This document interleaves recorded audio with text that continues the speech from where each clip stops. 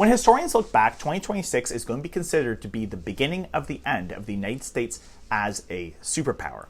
It hasn't even been 1 month, and already we've had 5 major events. The first is, despite the kidnapping of President of Venezuela, Nicolas Maduro, nothing's actually changed in Venezuela. In fact, the kidnapping was so unpopular that Venezuelans in the country, including the opposition, rallied around the government.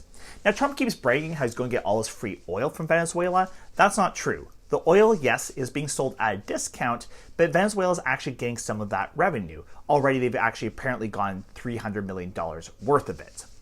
The second has to do with Canada. We saw Prime Minister Mark Carney go to China. And this is quite shocking because Canada is often considered to be the closest ally of the United States. And of all the countries in the world, is actually the most reliant on the United States for trade. But Trump's threats to annex the country has greatly angered Canadians, leading Prime Minister Carney to go to China to hopefully boost trade.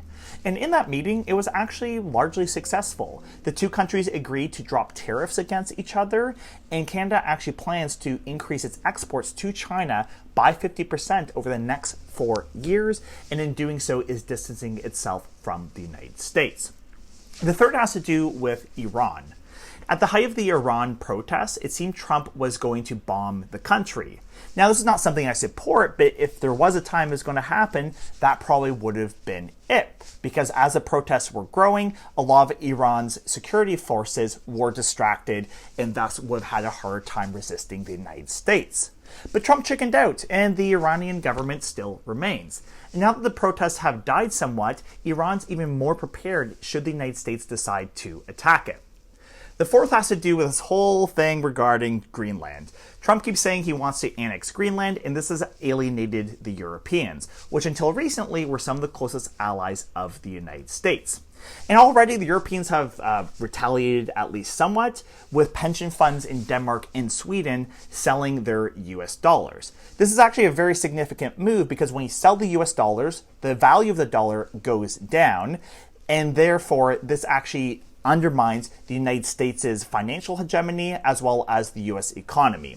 Now, Trump has apparently backed down from annexing Greenland as of the time of filming of this video, but the damage to the US dollar has already been done.